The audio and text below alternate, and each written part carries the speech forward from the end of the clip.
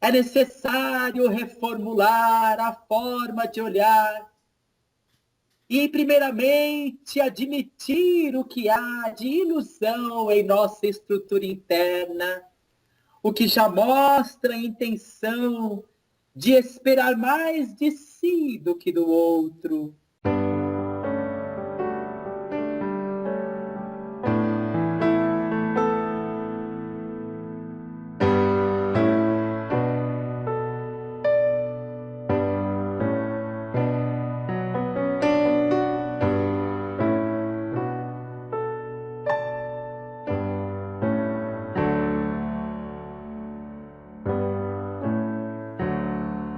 Bendito é o amanhecer para todos os corações que podem despertar na esperança de um dia revigorado para a evolução. Bendita é a oportunidade da alma que encontra a oportunidade de cada manhã para se reconectar com mais profundidade nesta presença amorosa que nos vigia, que nos protege, que nos ampara e que, acima de tudo, nos acolhe e nos mostra a direção sublime para que possamos nos tornar espíritos plenificados, unificados, e com os corações repletos de bem-aventuranças. É com muita alegria e muita paz que novamente recebemos esta oportunidade para aprendermos um pouco mais com vocês e, quem sabe, talvez, dividir algumas das nossas pequenezas e amplificarmos os laços de irmandade. Que a paz e o amor do bendito Criador esteja contigo, meu irmão. Graças a Deus, que assim seja, que esteja comigo, conosco, com todos que ouvem também. Como o senhor tem passado desde o nosso último diálogo? Qual foi a repercussão aí no mundo espiritual? Diríamos, se estivéssemos na matéria, que tivemos pelos canais que o teu trabalho nos propuseram, quem sabe nos tornarmos estrelas conhecidas, ofertando autógrafos, mas sabemos o quanto todas essas coisas Sim, sim. acabam sendo superficiais, então na espiritualidade só aumentou a taxa de trabalho. Eita! É mesmo? Vieram procurar o senhor para orientação, etc, etc. Mais trabalho, meu filho, Graças a mais Deus. trabalho, graças a Deus. Vamos falar o quê, né, meu filho? É uma coisa boa demais o trabalho, né? Muito boa, graças a Deus.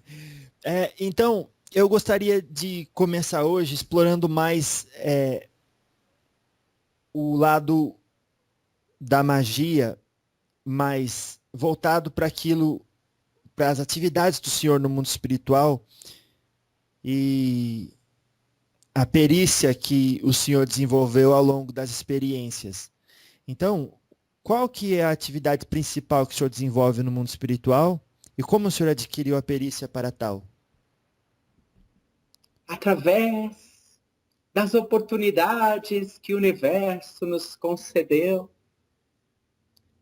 por trazermos uma caminhada um tanto quanto distante do processo evolutivo, pela bondade divina, recebemos a chance de estarmos mergulhados em algumas culturas antigas e nos envolvermos com conhecimentos que se relacionam com a administração das forças mentais, das forças energéticas.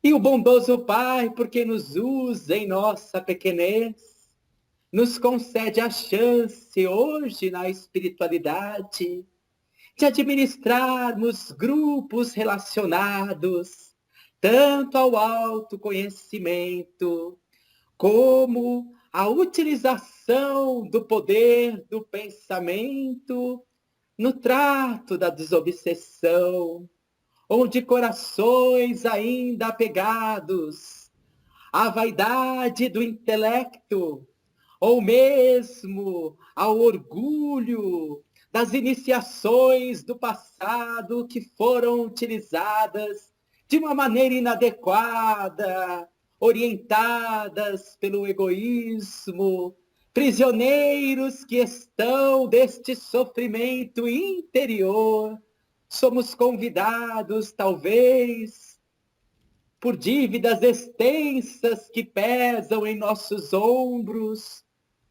a trabalharmos nos tratos de desfazer estes campos energéticos, administrados por pensamentos bem treinados, quando a justiça divina nos convida a colocar um basta nessas relações obsessivas.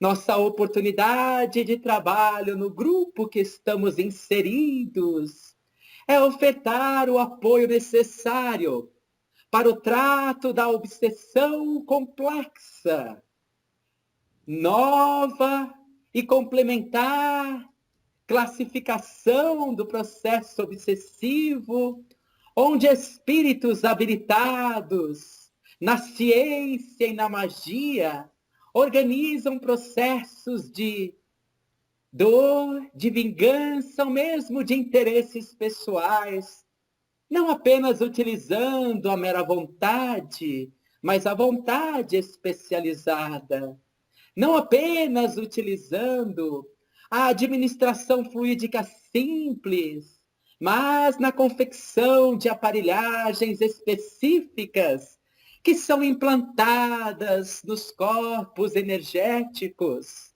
daqueles que apresentam as ressonâncias para tal. Não intervimos em todos os processos, porque a lei de justiça muitas vezes preconiza, orienta a necessidade da consciência conviver com o resultado de suas escolhas.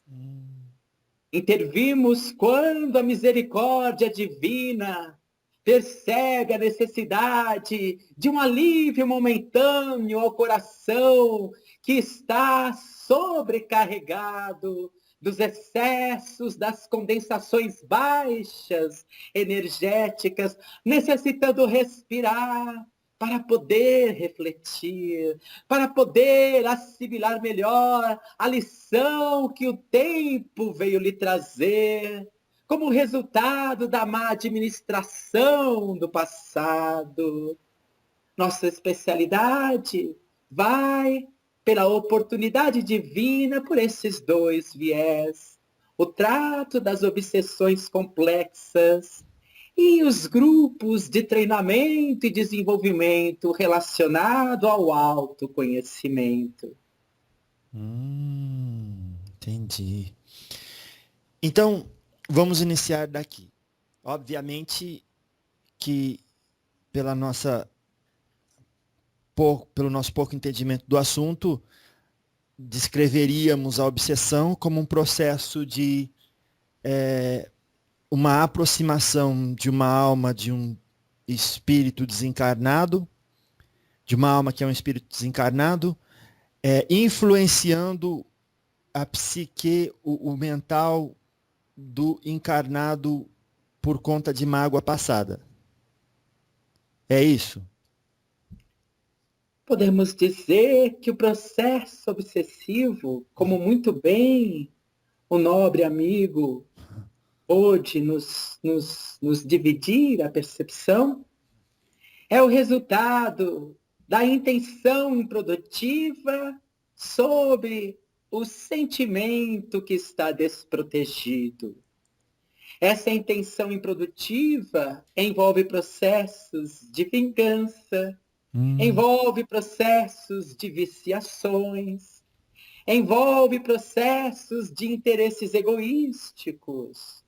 Espíritos existem na erraticidade inferior que trabalham com processos coletivos da obsessão, que não se orientam pelo sentimento da vingança, se orientam pelos interesses pessoais de poder e de domínio, atacando as esferas institucionais da Terra, que trabalham e organizam para o progresso da humanidade.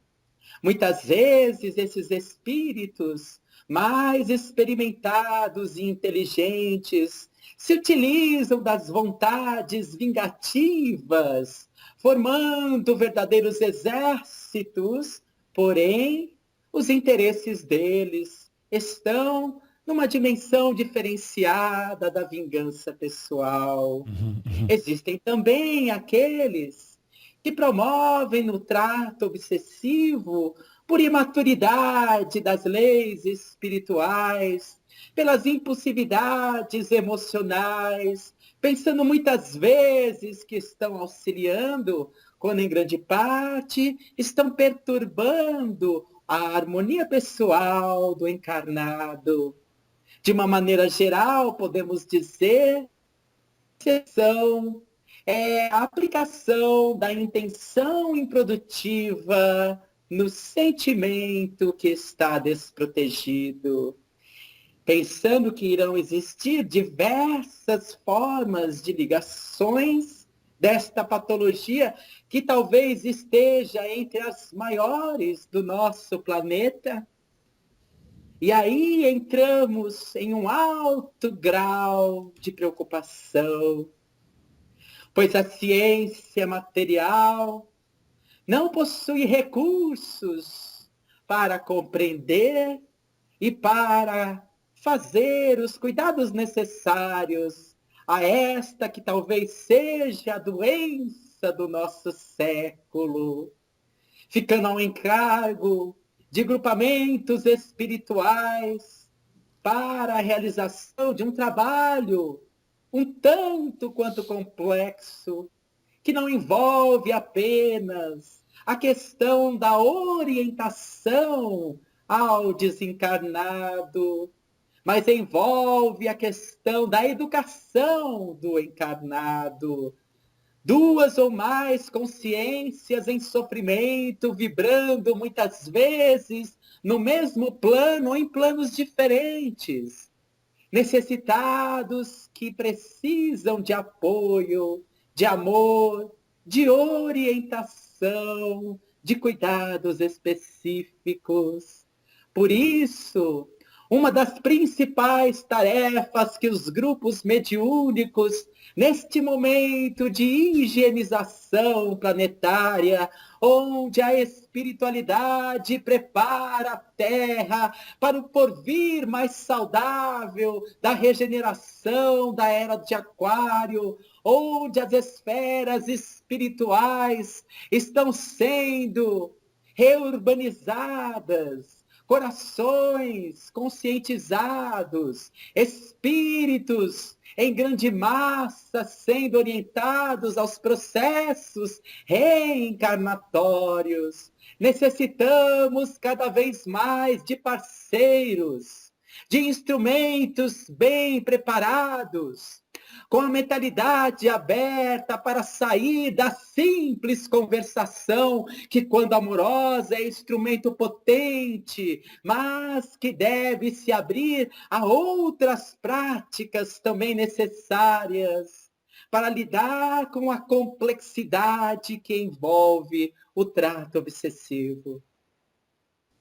Nossa. Tá bom. Então, quando o espírito decidiu que ele quer, que ele tem essa intenção improdutiva e quer comunicar essa impressão improdutiva no campo espiritual de uma pessoa. Quais são as ferramentas que o senhor tem notado nesse tempo de experiência que mais se é utilizada e como neutralizá-las? Percebemos ao longo da experiência que a misericórdia de nosso Pai nos oferta, que este trato vem desde a simples sugestão, onde o espírito, pela repetição de ideias, de repetição de fluxos energéticos,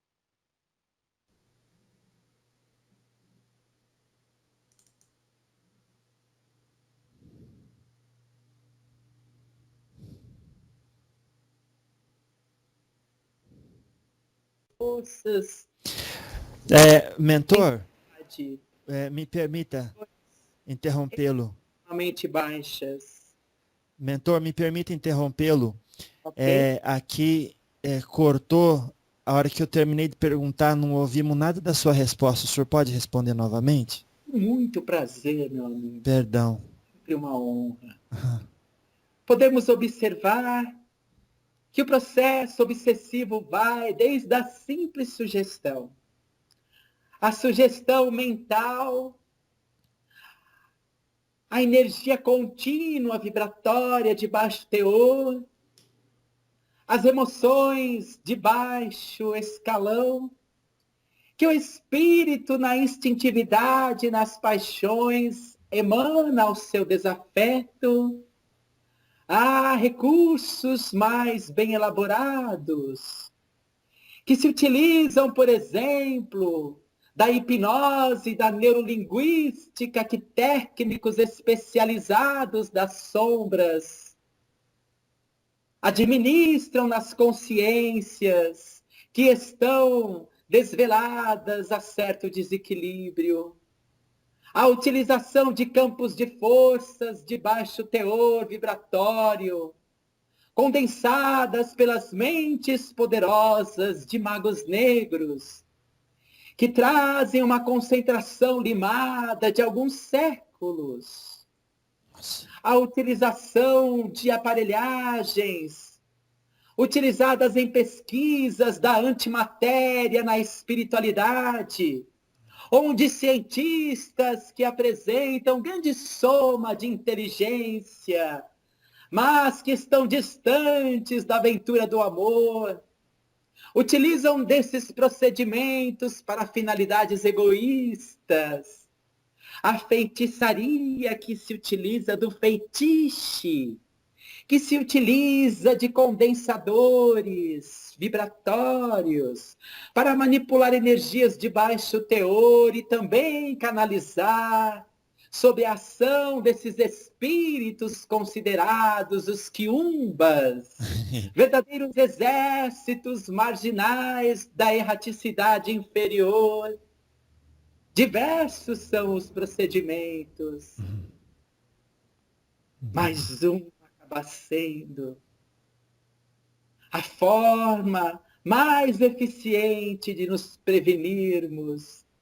O Evangelho de nosso Senhor Jesus Cristo, que eleva o coração, que faz que a consciência amadureça e se transforme num dínamo das energias mais sutis, cocriando em torno de si uma esfera vibratória de alto teor, que evita que energias que estejam e tenham como fruto o desequilíbrio possam se conectar. A prece, a meditação, o passe, a água fluidificada. É necessário pensarmos que a saúde deve sempre ser tratada de forma sistêmica. É necessário cuidar do organismo de quem sofre o processo obsessivo, porque as trocas fluídicas de baixo teor, pela interligação de matéria com corpos sutis, afeta os sistemas orgânicos. É necessário cuidar da emoção de quem passa por processos obsessivos, porque este traz desequilíbrios no próprio inconsciente, que funcionam como plugs que favorecem a conexão com estas consciências. Além do mais, muitas vezes a convivência prolongada amplifica, dinamiza condicionamentos em desequilíbrio que necessitam de uma regulação. É necessário cuidar do sistema social, das atividades sociais do obsessivo, para que ele possa recolher das relações saudáveis os estímulos revigorantes. Como cuidarmos de quem passa pela dor, se ele não tiver um sistema social e familiar que qualifique a troca afetiva do dia a dia, onde o outro coração dá aquilo que tem, que falta na carência do sofrimento, onde a alegria, onde o lúdico, onde a proteção e o carinho relembram aquela consciência de que ela traz e é saúde em profundidade. É necessário cuidar da força espiritual desse ser, pela reflexão, amplificando a consciência do que significa estar aqui, do que representa ter sido criado pelo universo, amplificando a motivação e desenvolvendo significado. Quando a alma sente que a vida possui significado, ela suporta qualquer como, pois a força e a raiz de sua alma está se alimentando nas motivações mais fortes e profundas que o significado existencial traz. Uma das doenças também mais presentes, que muitas vezes atrai o processo obsessivo, ou muitas vezes é criado pelo processo obsessivo, é o vazio existencial, onde a alma não vive, se arrasta, não tem sabor, não sabe o que traz alegria à sua alma, não tem calor no coração. Como ter saúde sem calor no coração? A saúde verdadeira só existe quando estamos em conexão com o amor e a sabedoria. Como um aparelho que, conectado na eletricidade, sente a força que alimenta todas as suas funções. A consciência, quando conectada em Deus, tem, na verdade, a energia que lhe sustenta a saúde. Por isso, todas as outras atividades muito importantes são atividades paliativas, em menor ou maior grau.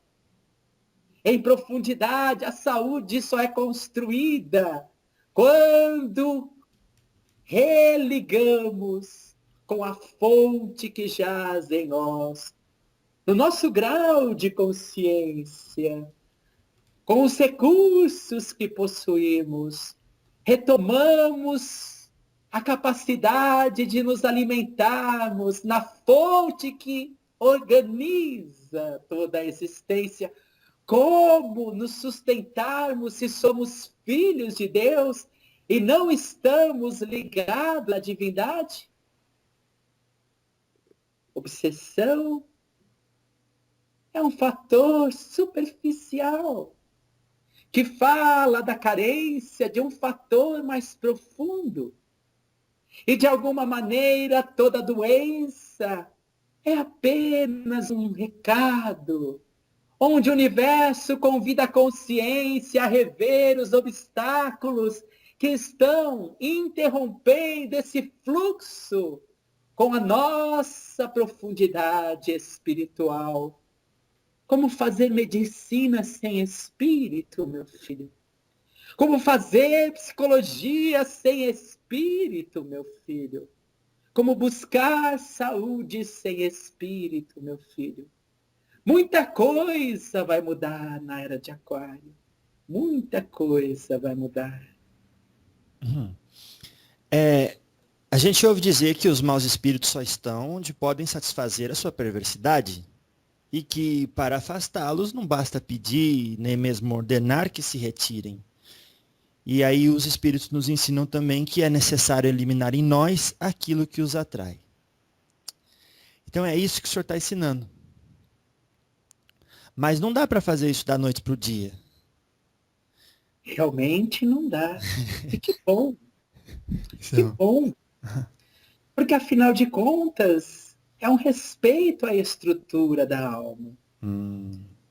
Uma das coisas que mais atormenta a movimentação do transformar evolutivo não é a movimentação. É como nós nos exigimos chegar no destino. É a maneira como enxergamos, administramos, nos culpamos, nos pressionamos. Isso é do ego. O amor é o convite sagrado para tudo. Como podemos nos transformar se nas estratégias de reorganização mental e afetiva não existe o amor para nós mesmos? Quando alguém faz um alongamento e sente dor, é porque passou os próprios limites. O corpo está avisando que estamos ultrapassando o auto-amor. Quando alguém busca um trabalho de autotransformação e sente muita dor, está passando os próprios limites. A dor está ensinando que estamos ultrapassando o limite do auto-amor. E como conquistarmos o amor se a própria estratégia não é feita de amor? Então, na verdade, um dos principais trabalhos das estratégias relacionadas ao autoconhecimento é ensinar a criatura, primeiramente, a se aceitar e a se amar. Porque quando temos valor, não judiamos.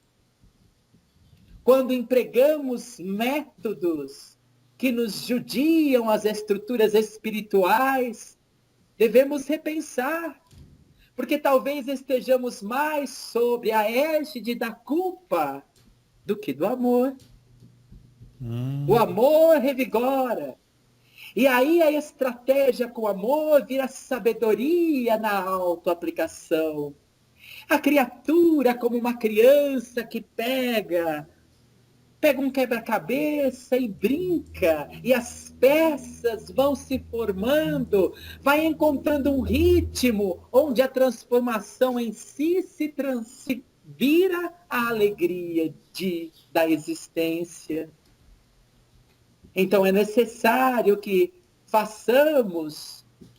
possamos fazer uma revisão nos métodos daquilo que na generalidade falamos de reforma íntima. É muito fácil chegarmos a uma instituição religiosa e dizermos, perdoem. E a criatura sentada, atormentada, se pergunta, mas como? É necessário que as instituições espirituais possam organizar grupos vivenciais que convidem as criaturas na aprendizagem da autotransformação. Se vamos aprender administração, fazemos uma graduação, onde teoria e prática se intercalam para formar o bom profissional. Mas na hora da coisa mais importante que existe, que é a autotransformação, jogamos no ar.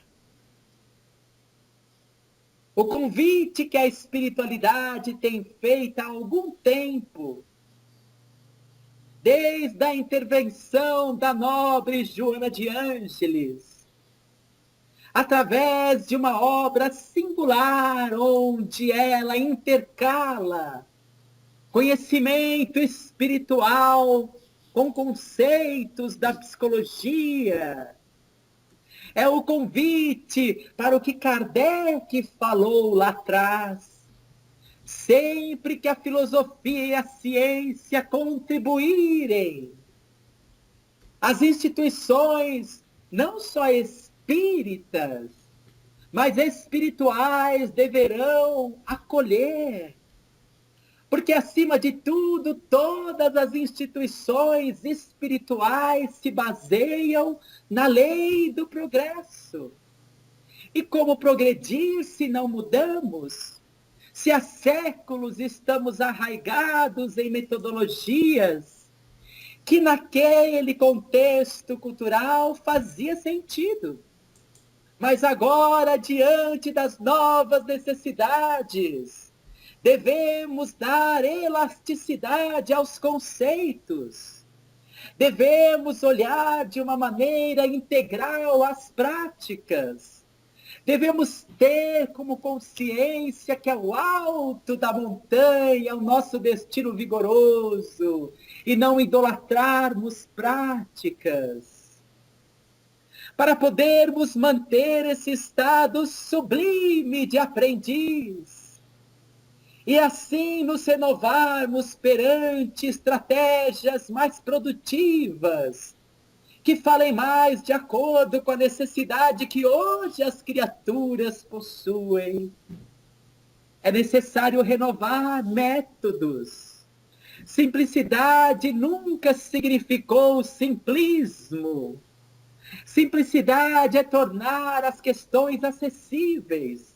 É ter didática para conseguirmos fazer com que todas as consciências compreendam. Mas nunca é simplismo, mas nunca é superficialidade. Então é necessário. Por isso, de um tempo para cá, inúmeros espíritos estão falando sobre o autoconhecimento. Joana de Ângeles, Hermance Dufour, o guia de Eva Piorracos, Hamed e tantos outros, escondidos em suas práticas, no anonimato, convidam a criatura na autocompreensão, convidando e mostrando que assumir responsabilidade pelo processo interior é o que pode nos trazer a leveza que tanto buscamos muitas vezes no fora. Como é bom conseguirmos conversar com espíritos experimentados, que trazem alívio ao nosso coração. Mas como é muito melhor conseguirmos construir essa estratégia em nossa intimidade, amadurecendo o suficiente para sermos nós mesmos, os mestres, os pais velhos, os hindus, da nossa própria trajetória evolutiva. Acolhemos e acolheremos sempre. Mas o convite é para a educação da alma. E para isso tem que ter responsabilidade, treino, recursos, modelagem de comportamento exemplares e diversos outros recursos que as ciências da transformação do comportamento se espalha pela internet. E nos contentamos em falarmos, devemos perdoar. Entendi. Nossa. E no mesmo lugar, no Evangelho segundo o Espiritismo, para afastar os maus espíritos, no item 16, ele diz isso.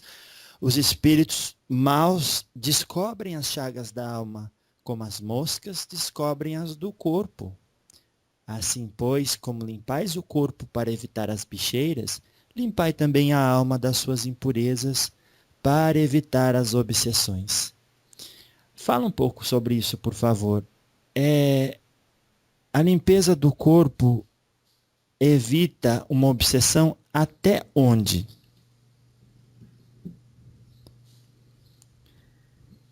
Deve estar falando do corpo espiritual, senhor. Até onde a criatura conseguir se relacionar consigo mesmo.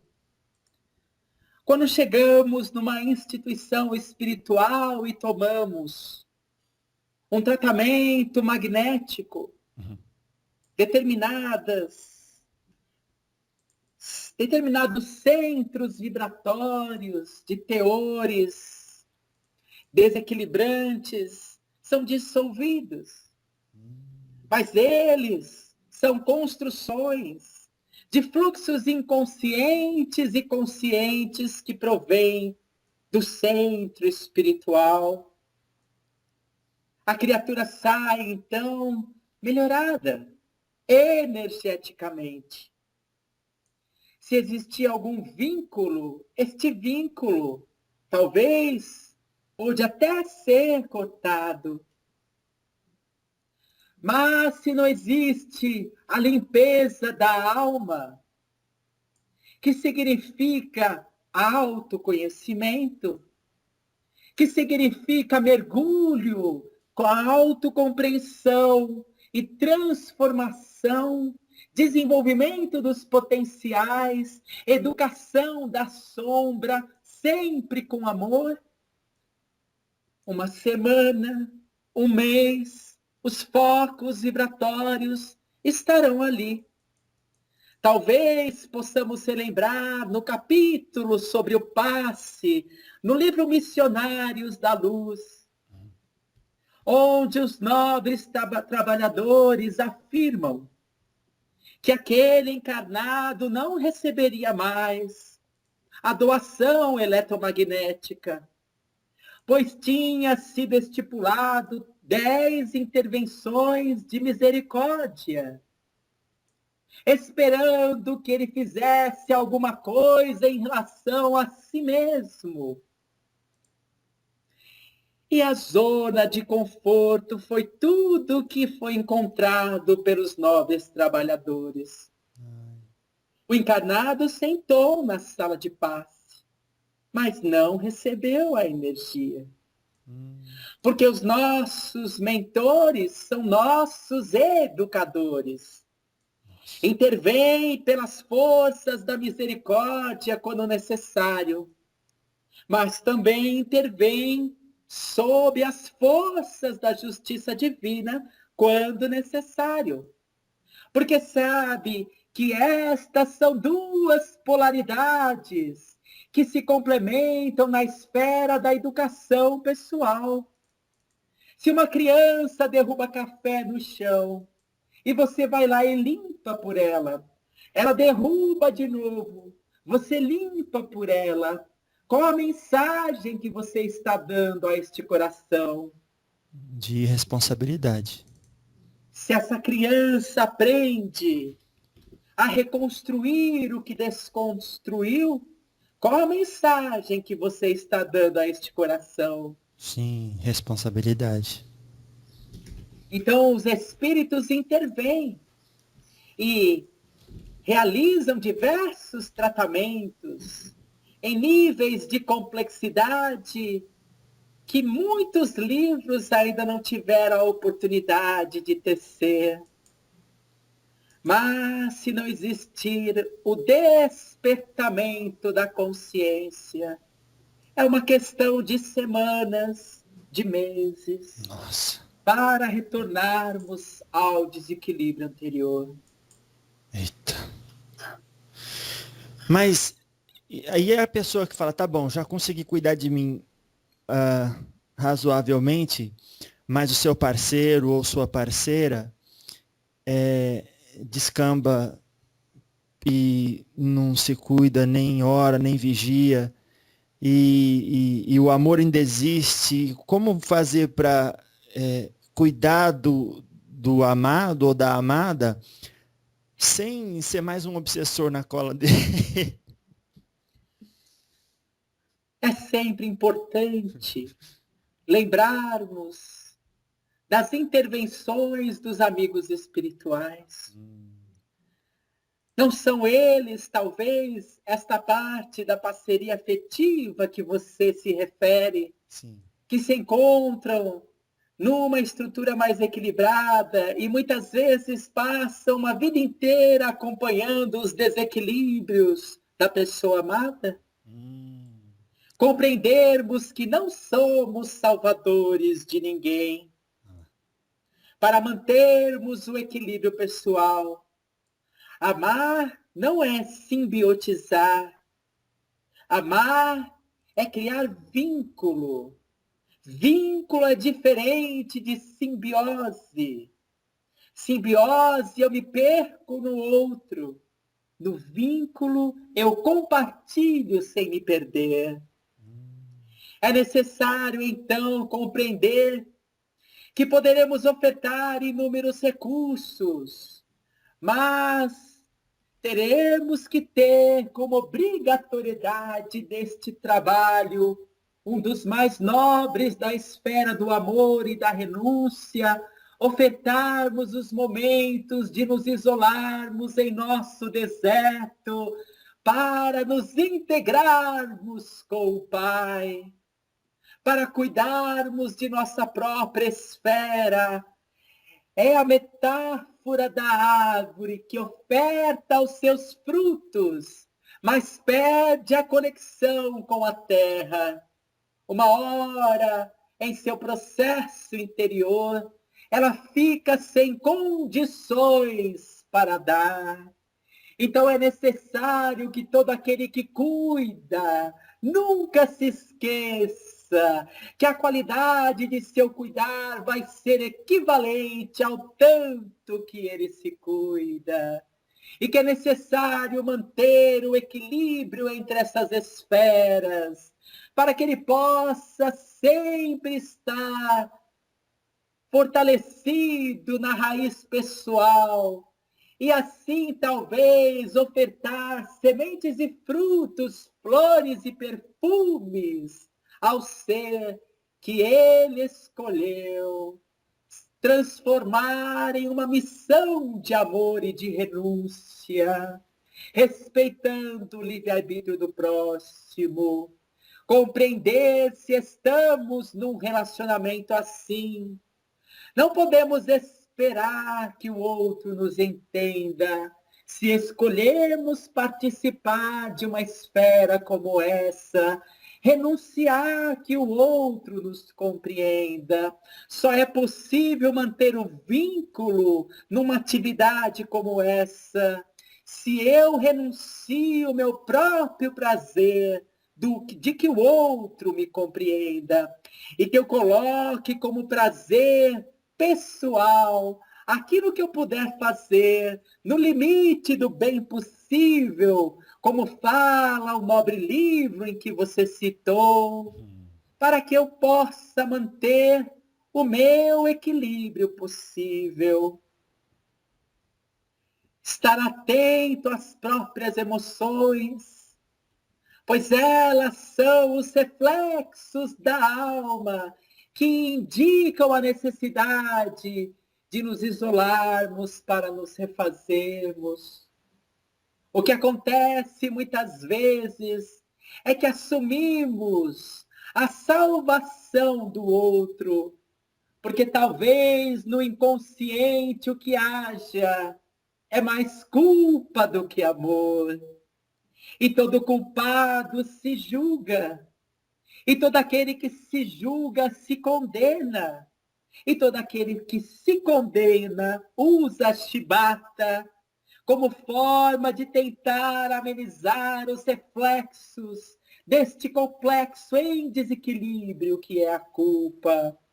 Um certo estado de culpa, quando tropeçamos na esfera da desilusão, pode ser um momento sublime para que a alma possa refazer valores.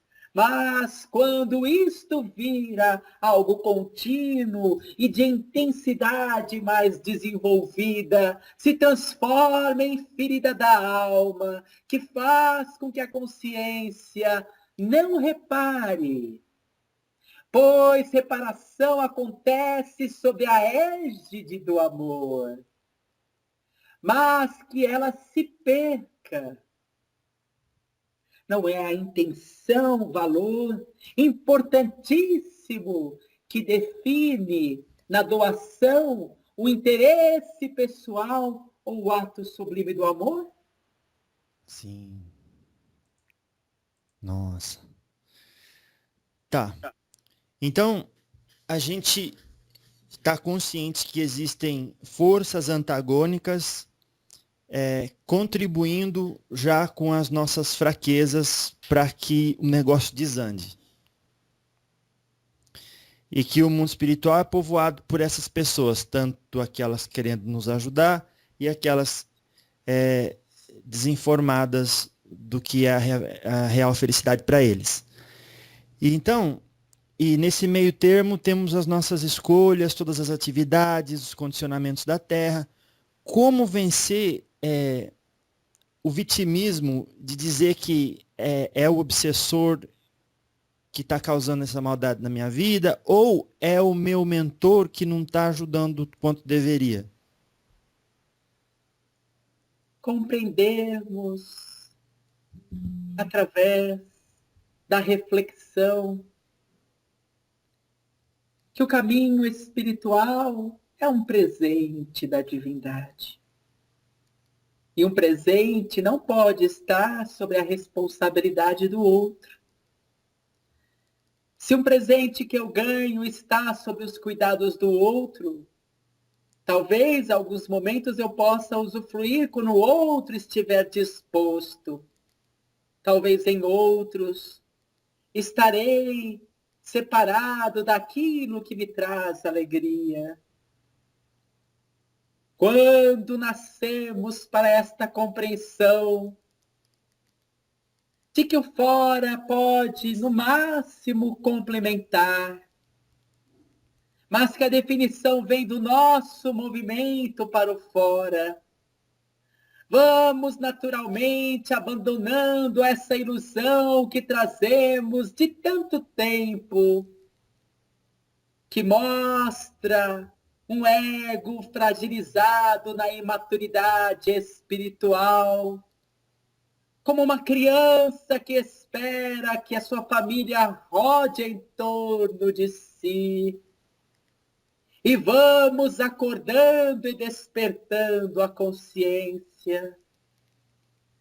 Um grande mestre espiritual que pôde ser definidor aos meus caminhos em outrora, dizia e repetia que o despertar da consciência não significa conhecer as leis espirituais, mas abandonar a ilusão de querer ter e despertar o sentido sublime de querer ser.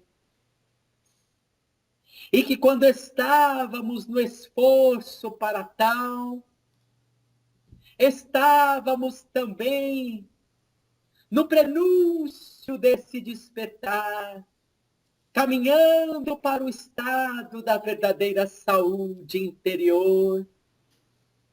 É necessário reformular a forma de olhar e, primeiramente, admitir o que há de ilusão em nossa estrutura interna, o que já mostra a intenção de esperar mais de si do que do outro. Talvez contribua algumas reflexões, perceber que o tormento é maior quando a nossa felicidade está nas mãos dos outros, quando se encontra no nosso movimento pessoal Podemos usufruir dessas riquezas a hora que quisermos. Quem pode arrancar de um Beethoven a sua genialidade? Quem pode arrancar de um Francisco de Assis a sua poesia? Quem pode arrancar de um Albert Einstein o seu poder de mergulhar nas leis da matéria? Quem pode arrancar de um Francisco Cândido de Assis, Francisco Cândido Xavier, a paz de consciência construída pelo dever de uma vida ininterrupta, se transformando talvez no maior mediador do século? Quem pode arrancar a alegria que preenche esses corações? É necessário refletir. Por isso não basta termos uma comunicação nas instituições unilaterais, onde alguém no púlpito fale e as pessoas ouçam. Comunicação já mostra neurolinguística. É o que você dá e o que você recebe. Então é mais necessário ao nosso momento grupos de reflexões, grupos de compartilhamento, onde as percepções encontram aceitação e compreensão absolutas. E isso não é falado, mas é sentido pelo clima do grupo, favorecendo para que os corações se sintam à vontade e dividam o que há, como dúvidas, como ilusões. E os responsáveis vão contextualizando o conhecimento maior, onde o conhecimento se torna mais significativo para a alma. Desde muito tempo, praticamente, apenas com algumas exceções, diluímos grande parte dos trabalhos de palestras de nossa colônia, favorecendo os grupos interpessoais, por percebermos que eles são mais mobilizadores dos insights, dos sentimentos, das reflexões profundas. É necessário renovar metodologias. O amor amplifica, pois uma mãe que ama seu filho faz qualquer coisa para salvar o seu coração. Quando nos apegamos em técnicas, quando nos apegamos no ontem, estamos amando a quem? A Deus ou a Mamon? Nossa. Entendi. Eita. Então, quando alguém começa a fazer alguma coisa que no seu íntimo sabe que não tem um final feliz e continua fazendo, gostando do que sabe estar errado e sabe ser destrutivo, o senhor acha que aí então pode-se desconfiar que existe uma influência perniciosa externa com propósito maléfico?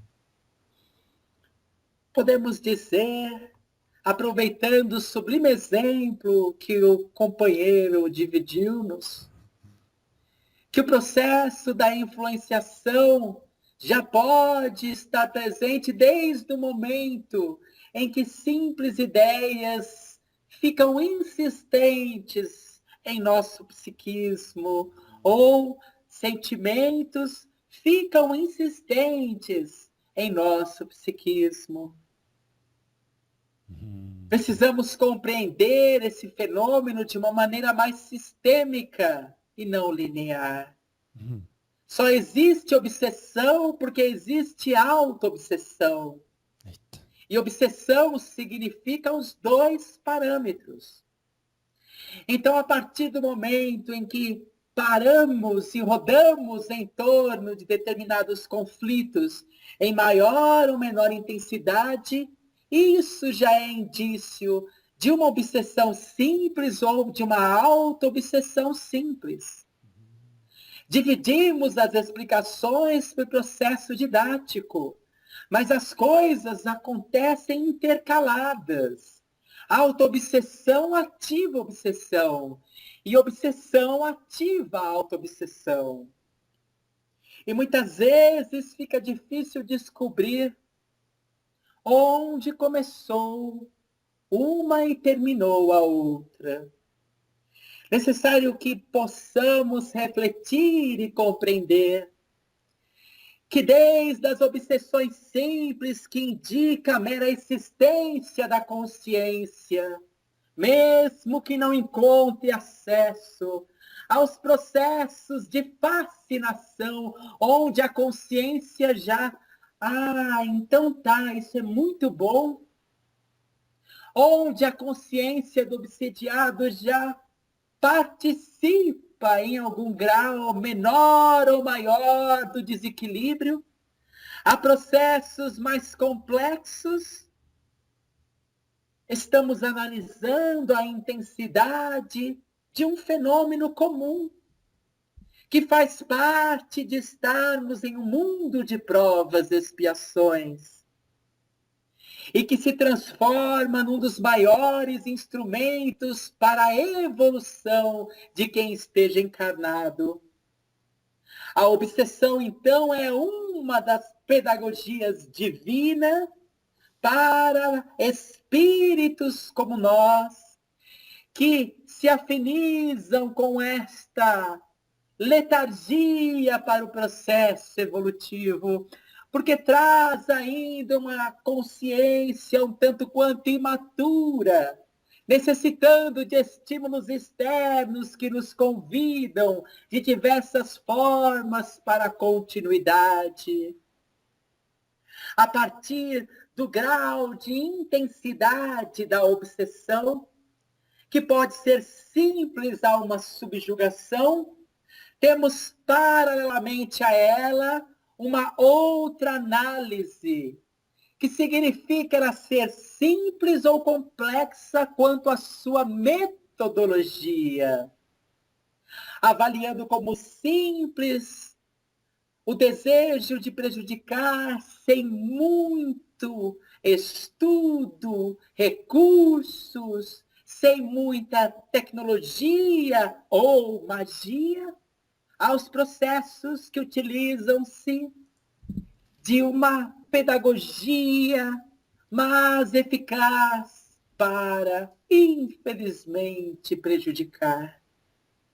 Estamos falando de uma grande categoria que afirmamos como obsessão, mas que tem diversas nuances.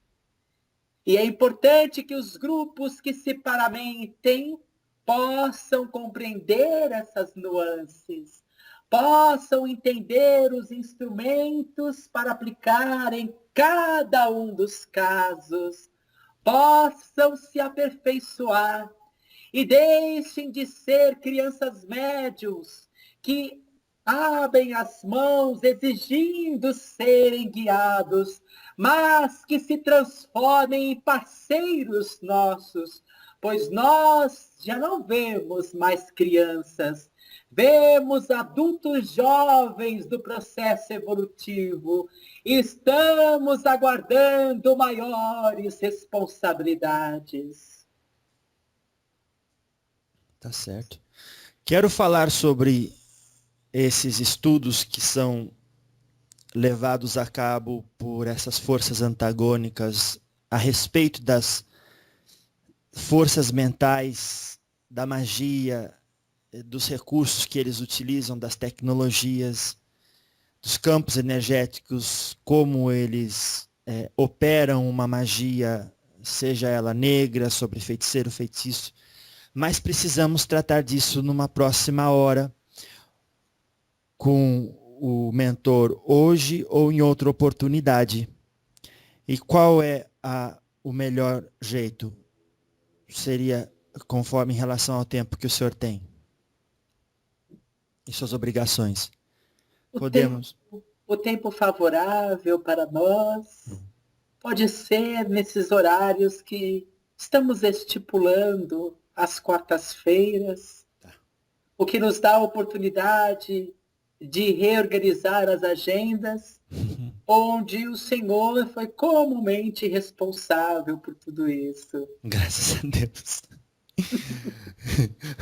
Louvado seja Deus.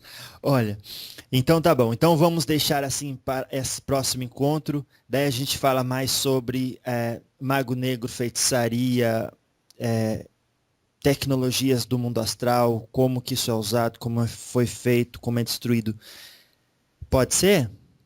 Será sempre um grande prazer podermos compartilhar e aprender desse trabalho que jubila as consciências, que nos ouvem outros e espalham estas pétalas de riqueza espiritual, favorecendo não somente que os corações que estejam apegados às auto-obsessões possam, pelos áudios, arejar a motivação e, quem sabe, pegar a linha inicial que as guiará a esta fonte sublime de saúde interior.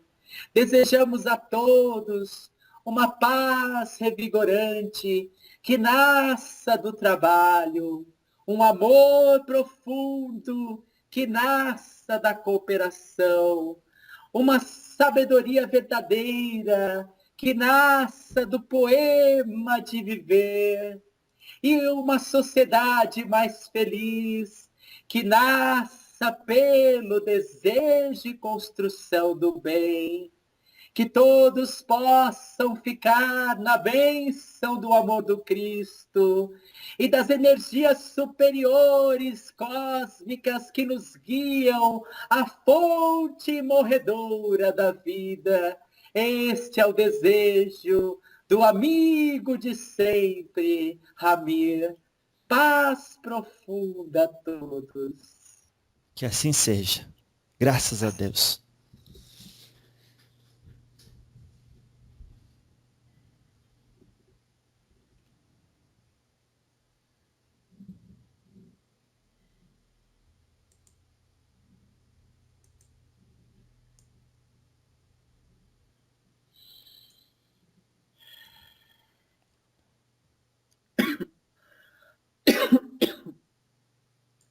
Jefferson.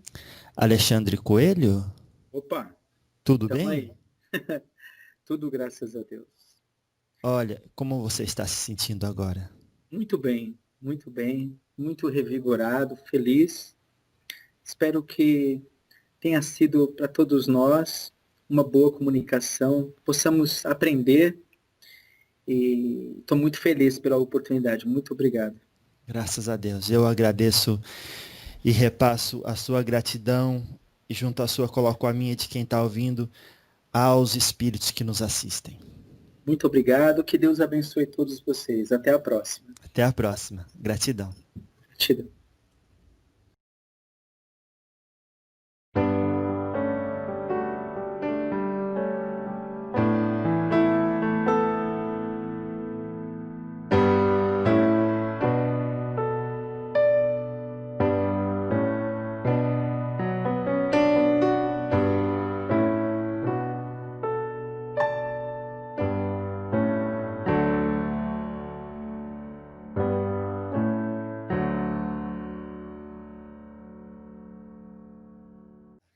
Livre-arbítrio depende do que você chama. Até hoje, na filosofia ocidental, não existe uma integração de ideias sobre livre-arbítrio. Inclusive, alguns filósofos preconizam que ele não existe. Da nossa parte também, temos os nossos estudos. Cada planejamento reencarnatório acontece na sua singularidade. Seria como darmos um mesmo remédio para as consciências. Na própria Terra, que é um mundo de provas e expiações, cada consciência apresenta um grau de amadurecimento. Como dar o mesmo remédio, na mesma intensidade, no mesmo dinamismo. Os institutos reencarnatórios, acima de tudo, preconizam por essa sabedoria, onde sábios, estudiosos, formados nas ciências mais variadas, compartilham informações juntamente com os tutores e, na maioria das vezes, com o mesmo espírito, quando este tem capacidade para participar. Muitas vezes a imaturidade é muito grande e o ser vem compulsoriamente em programações de onde não participou nada, pois ainda é uma criança que não consegue decidir. Algum pai escolheria se o filho vai ou não para a escola aos 5 anos de idade? Porque a criança resolve brincar e não migrar para suas atividades educacionais? Mas um adulto pode escolher entrar ou não na faculdade. Tudo depende do estágio de consciência da criatura. Nenhuma programação acontece por moldes fechados, sempre se adaptando à necessidade do ser.